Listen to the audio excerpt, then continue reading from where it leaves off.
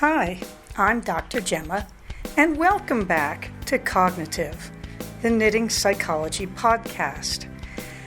Cheerfully and somewhat irregularly in business since 2008. Segments today may include what's on my hooks, needles, and spindles, a strategy, something I really like, put a lid on it, oh shoot, and blather. So sit back, put your feet up, pick up your knitting, crocheting, spinning, weaving, or dyeing, or any other yarny thing you're doing, and get ready to enjoy. Well, hello there, it's Dr. Gemma, and this is episode 209 of the Cognitive Podcast, new series. This one is probably called Wings Attached, unless something else gets clever in this, but I feel like that's pretty clever and original, right?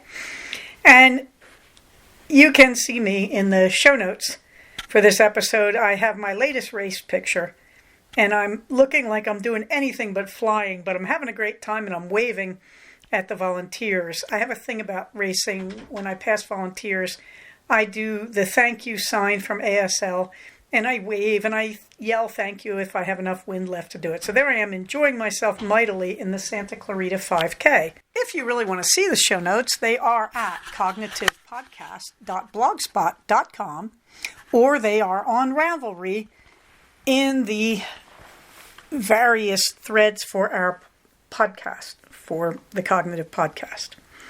I don't know if it's called that or if it's called Cognitive. Isn't that awful? Anyway, you can find all these wonders in our show notes, and you can post in either place. In the warm thanks department, I wanted to thank our own Q of Q's Greenland on Instagram, because I'm deeply grateful to her for the motivation this week. Later in the show notes, you will see my spreadsheet for running this month, thanks to Project Q, and you will see that 17 days in, I am a very happy 60 kilometers in, so I'm pretty happy. And I realized this week that I owe a lot to Q, because I had a lot of news this week and made me realize that I really need to keep up on the running. So thank you, Q. Your inspiration has been amazing. In the meantime, let's see what's on my hooks and needles, shall we? Well, first off, I finished the Tiny Wings. This is a kit from the Woobles. This cost like $5. And I figured this is one of those things, I got it as an extra, because if you paid this much extra, you get free shipping. And I thought, what the heck, get the little wings. You'll find something to use them for.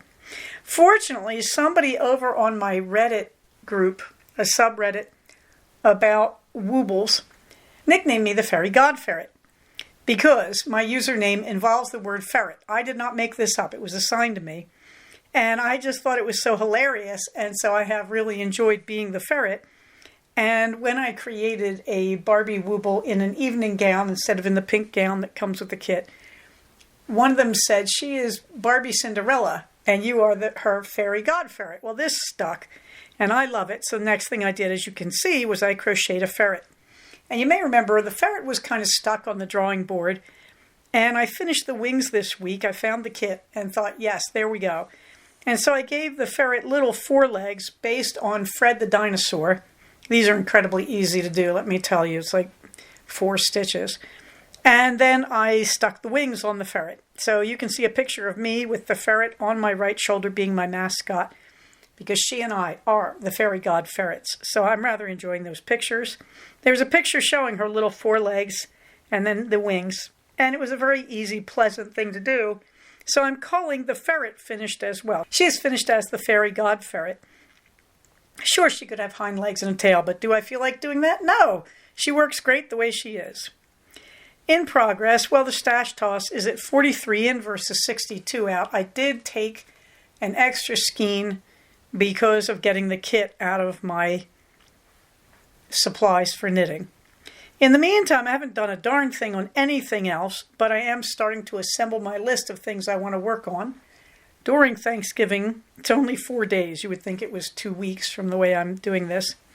And I haven't been into the spinning, which is another thing I'd like to do. My allergies are just crazy this year, and that's what's stopping me. But I'm thinking about it a lot. I'd love to spin my way through the fiber that I have. I really would. In the meantime, No dizzy blondes. But let's get on to strategy. Wow, I'm really going fast today. I know. Feels good. Well, of course, in the strategies, I'm trying to think of useful things to do due to recent changes in our government.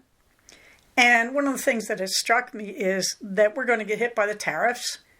And I think that's very interesting. I think we're being threatened with them. I think it's a way to bolster the economy during the gift-giving season and then say, see, look, everybody's got money again now that Republicans are coming back into office. I really just think this may be a ploy to get us to spend more so that it looks like the economy ramped up when Trump got elected. Yeah, you ought to have a better look at the stock market when you say that. But at any rate, I did say to myself, look, if there are going to be tariffs, they're going to be passed on to the consumers. That's going to only be a problem for us.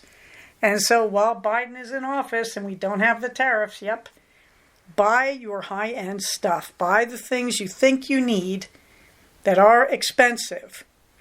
And while you're about it, think about thinning down your entertainment costs. This isn't that hard to do thanks to the streaming services. I mean, at this point, we have Netflix and we have Disney. And I think between the two, we have just thousands of movies. Now, Disney went to a premium channel where you pay more. We don't do that. Disney's not that valuable to us. And to be honest, I may drop it altogether because sooner or later it's going to make its way to other places. But the idea is, yes, get the high-end stuff you need because there may well be tariffs. That seems very likely, and they seem like they're going to be steep, and that's going to get passed on to us, the consumers. And also think about thinning down your entertainment that costs money. And by the way, that also means things like, yeah, maybe you not buy so much yarn or maybe use up your stash. There's a lot of ways you could think about changing your entertainment. One of the things I just decided on is I have enough running gear, except for shoes possibly, to run for the rest of my life. So I've just stopped considering new running gear. I simply don't need it. Most of the gear I'm running in now, except for my shoes. Your shoes you got to keep up with. But almost everything else is at least 15 years old. I did celebrate. I think I bought a top that I thought was cute from Sanita, but I'm not sure. I have to go through my emails and see if I actually bought it. It was one of those late night binge things that I try to avoid. But, think about what is your entertainment and can you lower the cost? And that may mean camping instead of using a hotel, as long as we have national parks to do it in. It may mean just thinning down the things you do for entertainment, like running instead of sitting around watching movies on your streaming service, or knitting and listening to music. Think about that, because essentially we're in this kind of scary capitalist consumerist situation. And if we're going to get through the next 4 years, we're going to have to think about not spending as much and not supporting the big people in it. And I could go on that thread for a long time, but I'm just going to say right now, looking at what's coming at us economically, think about buying the things you need before the tariffs hit. And think about any kind of cheaper entertainment. Now, that was what I was going to say for this strategy, but then I saw a wonderful thing on Instagram, and that is, let's derail the period tracking apps for women. In other words, if you download an app like maybe Flow, F as in Frank, L-O, that's all it's called, it's got over 1 million users. If you download that, and you were, to just enter your data into it, well, the thing about that is those apps look like good prey to a government that wants to track women's periods, right? So maybe you download a few of those types of apps and you just enter your period. Of course, for me, I haven't had a period since, 2013. But I could enter them anyway. And so could you, male or female. In fact, someone has called it manstrating. That just get all the men you know. Why? Because if they're going to start tracking the periods of menstruating women, that's a really good target to start with. There's an app and people have accounts, and well, you could just break into it if you were the government and if you owned the app, So I saw somebody who is a computer coder say, guys, you should help women with this. Just get on that, baby, and start entering your data, even though you don't actually have a period. Just make it chaotic. And I saw a bunch of people responded with jokes like that would be menstruating. And also, what a great idea. I mean, this is a great way to tear up the system. So, one strategy, if you're feeling a little angry or frustrated, was just get these. Most of them are free or they have memberships. Sure, they're not that expensive. Do it for your sisters who are still bleeding, But I want you to think about menstruating. And I don't know what to call it when you're an older woman. I'll just say I'm menstruating. I'm good with that. But I think it would be a fine moment, if a bunch of us just downloaded those period tracking apps and started entering crazy data into them. So, it might be harder to track people if we screw up their data. Just a thought. Oh, shoot. Well, I talked about Project Q. Today I had a lousy run. I did 3.1, but it was terrible. And towards the end of it, I walked as much as I ran. I literally walked a minute, ran a minute. Because my legs were really hurting, and I thought, what on earth is wrong with me? And then I looked at how many days I'd been running and how hard I'd been running and realized there's the chart in the notes for the show. And I realized I had run on the 13th, 14th, 15th, 16th, and 17th. And I ran a lot on those days. I ran, 3, 4, 8, good heavens, 14 miles. That's a lot for me. But also I thought, that's odd because I had been running day on, day off kind of patterns. And suddenly, oh my goodness, 5 in a row. And that would explain today's lousy run. I was just tired. My legs were really tired and achy. But Project Q, we're trying to get to 100 kilometers by the end of the month. I was concerned because on the 15th, I was not at 50K. Well, I certainly am now. And I'm at 60, in fact. Really happy about that. That's going to come out to about 62 miles, and I'm at 37 miles. So my next goal is to do another 5K, which would take me to 40 miles, which will make me very, very happy. And then, of course, we're heading for the 70 kilometers and so on. Currently, I am proud to say I am well ahead of Q. She had a kind of slow weekend, and I think she's at something like 47 clicks. So I'm kind of pleased with myself. Of course, she's running on ice and snow. She had to run in the wind, did a 5K in windy conditions. You go, my Inuit sister, really. And also, Q is struggling with more than I am because she's learning how to intermittent fast. And she's limiting her sugar. That is, she's eating carbs, but not white sugar. So she's suffering a lot more for this than I am, let's be honest. But I am very pleased that we are more than halfway. Okay, upcoming, of course, we have the Turkey Trot, and you can see my countdown there as I record this. We're at 10 days and 14 hours. Beloved son went out and ran that today. It's a challenging course, but he done good. And it was very warm in Santa Clarita, which is also where I ran. I ran the course that we ran last week for the Santa Clarita 5K. You can see my list of upcoming runs.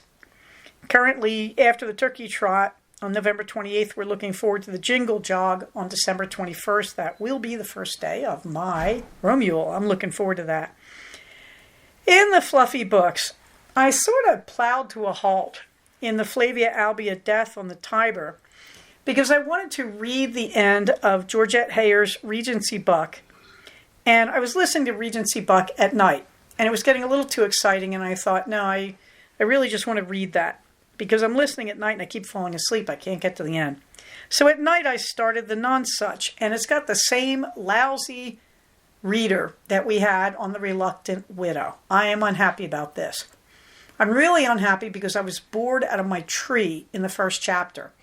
And I thought, this can't be right. The Nonsuch is one of her last books. She's a very skilled writer. She doesn't write tedious chapters.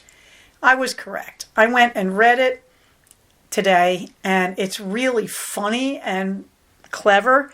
You don't get any of that from this reader. Really sad. So I need to go back and start reading Death on the Tiber, but I wanted to get a feel for the Nonsuch before I threw myself into being bored by it. And it sounds like it's just fine. The first chapter is loaded with exposition about who is who in the family of the Nonsuch, and that's very nice. Because you do need to get that straight. That's one thing that made me read it. You can find the links for all of this in the show notes, by the way, but I am looking forward to getting back to Flavia Albia. I have started going to bed earlier because I do want to do longer runs in the morning before I see patients. And so I'm now just going into my bed and reading. Our own dear Gigi of the Knitmores goes to bed and knits, and I've never been able to do that. I really prefer to go to bed and just read on a Kindle, and that knocks me out. But there are the books I'm reading. Something I really like, okay, this is going to tie into the blather, and you'll see why in a minute. Well, you can get your own lab tests done. You don't have to get them done by your doctor. You can pay to get them done. I always thought the cost would be astronomical. Not really. For an A1C, it's about $30. $30 once a month. My husband said, even I may do that. We realized that because I had such a bad response to the statins. And my husband kept saying, you can't do this. And I said, well, I have no other way to get my blood tested. If I don't go to this doctor, she will only see me once a year if I don't take a statin. So I have no way of knowing how I'm doing. And he said, well, stick your finger, which I could. I have a glucose meter. But that gets really uncomfortable after a while, and you start to really dread it. But I said, there has to be another way. And my husband looked at me and said, blink, blink, why don't you just pay to get a blood test? And I said, there's nowhere to do that. And he said, are you sure? Well, now there is. And there's several ways to do it. And I just did a Dr. Google search, to be honest. And we have all over this part of California, Quest Diagnostics. And yes, they'll let you buy the blood test. They'll tell you what you need to do before you come in. And you pay for it online. You go into any one of them, show that you've got a code, and they do your test. And they send you the results, and they'll even have a doctor read it for free. This seems pretty good to me. So I am really happy about that because I realize that, okay, if I quit the statins, which are just not working for me, and they do raise my blood sugar, there's that, but they're not doing anything else for me that I can see. And, if I quit that, I can just go get my blood tested once a month without all this rigmarole with these cranky doctors who have corporate orders to gaslight me. So something I really like, you can get your own lab tests done. That makes me feel really good. Something else I really like, and I didn't expect to, are bib boards. And you're going to have to do a close-up on that picture to really see them, I think. These are just snap and lock fasteners for a race bib if you're a runner. This is really nice, you know that? And you could use this on all sorts of things. You don't need it to be racing. If you have some kind of paper that you want to pin to fabric, but you don't want to pierce the fabric, this is your answer. What it is, it's a little flat piece with a knob that sticks out of the back. And then there's a second piece that fits over the knob. And all you do, you press the front of the knob. In racing, you put it through the hole at the top of your race number bib. And then you press it into the fabric of your running shirt. And then on the other side of the fabric, you press the back piece to it that will, fit right over that knob. And it holds your bib on. I can't tell you how much I like these. I've been running with a set that makes some sort of joke about my age as a runner. I forget what it says. And, I've gotten really, pardon the expression, attached to these things. I don't like putting pins in my clothes. And also, safety pins are beautiful creatures to have around. But I run a lot. I don't need 4 safety pins from every race. Typically, when you get a bib, they have a bowl of safety pins and they encourage you to take 4 of them. Because there's, a hole at each corner of your bib. First of all, you only need 2 for the top. I've always found if you try to anchor all 4 corners, sooner or later you're likely to rip your bib. The bibs are made of a tear-resistant material because apparently somebody else found this out too. But you only need to do the top. And then if you have some kind of accident in your race, your bib doesn't end up in shreds, whatever. But these come in sets of 4, of course. And they're very funny. There are sarcastic ones. There are ones that say, if found dead, drag over a finish line, things like that. Or this is a lot of work just to get a free banana because there's usually bananas at the finish line. But I like these little bib boards. I think these are hilarious. They had a 3 for 2 sale, which is really, 1/3 off sale. Now this week they actually are doing a 30% off sale, but I already got mine and I'm very happy. Under put a lid on it. Well, I'm back to tracking my eating with MyFitnessPal, the app, and I'm very, very happy with it. There are a couple of good ones out there. I've talked about them on previous podcasts, food tracking apps. I was thinking about this with Q, but I also was thinking about it because I started to get a few minor diabetic symptoms again, like my left foot was getting numb. And I said, okay, I'm doing something wrong. And so I went back to tracking myself on MyFitnessPal, and I'm really happy about that. I am so grateful I'm doing it now before I start gaining all the weight back. I'll talk about this a little bit in the blather. But put a lid on it. If you want to know the value of your food, you use this app. You don't have to track all your meals if you don't want to. You don't have to diet. I'm not suggesting any of that. But if you have questions about your food and their contents, this is a great resource. And I do not regret the annual subscription of this. I do not remember what it costs. But it is also free. But I find because I do use it to lose weight and to track my weight and my macros, I find it worth paying for the subscription. But I'm going to just say, and put a lid on it, if you're wondering about your food, one way to know the value of your food is this kind of application, this food tracker app. Most of them will scan barcodes and some will scan QR codes to read the contents of your food from the manufacturer's cringe database. I know, I'm keto. I don't eat a lot of manufactured food if I can help it.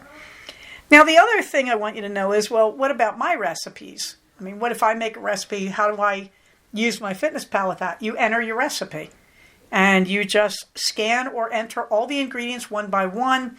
You tell it how many servings you think it has in your completed recipe. This is not something to be afraid of, so I call my soup 8 servings, but when I have 3 tablespoons of it, I call that a half serving, or sometimes a quarter serving. Doesn't matter, it's got no carbs. I could have like 10 million servings of that salmon soup. That's why I love it.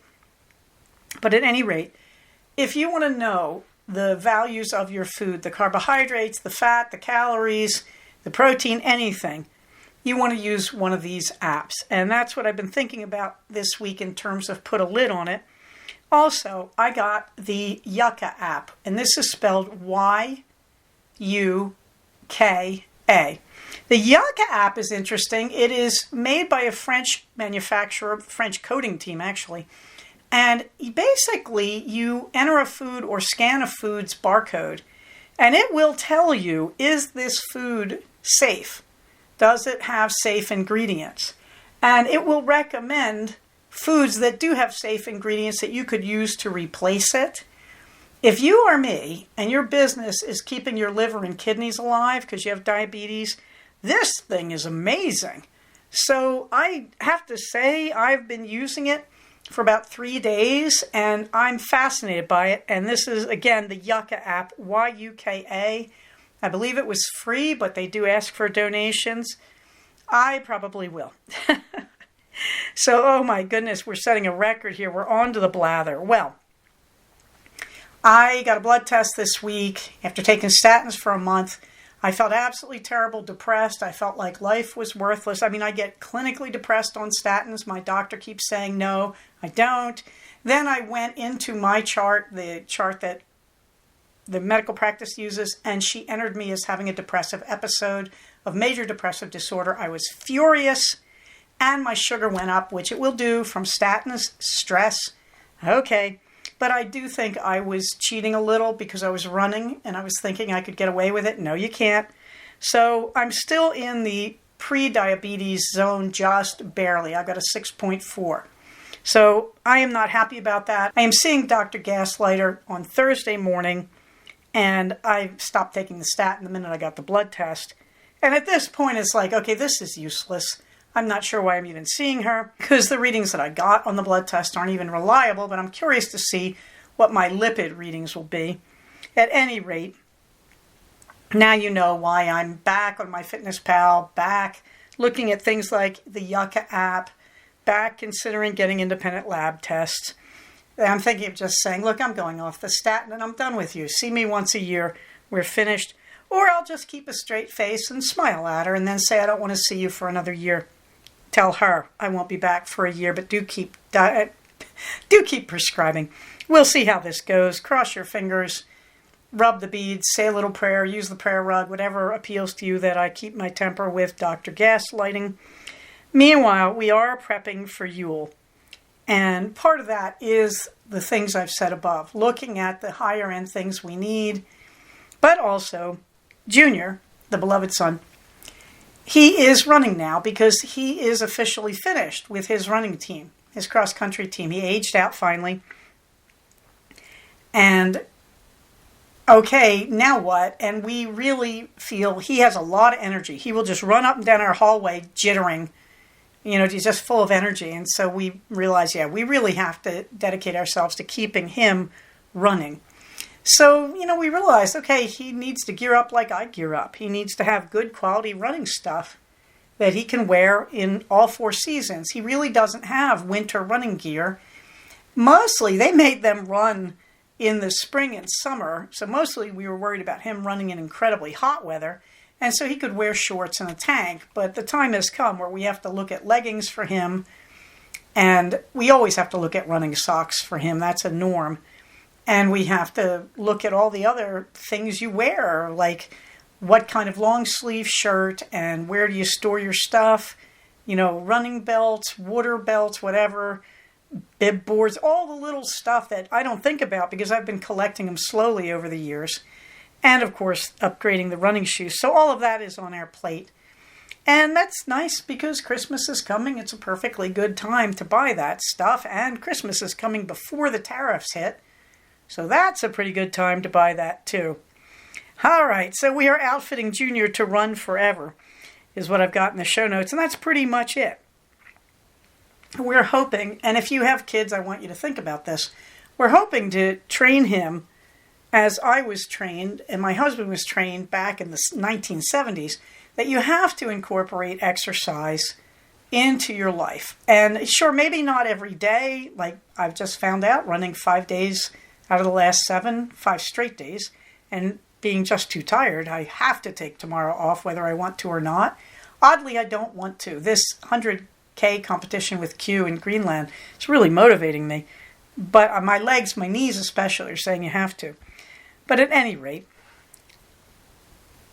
the goal here with kids is to train them that you must exercise routinely for the rest of your life.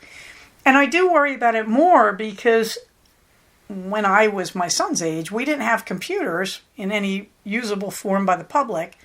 So we had to get up and move. We had to do it. We needed something to do.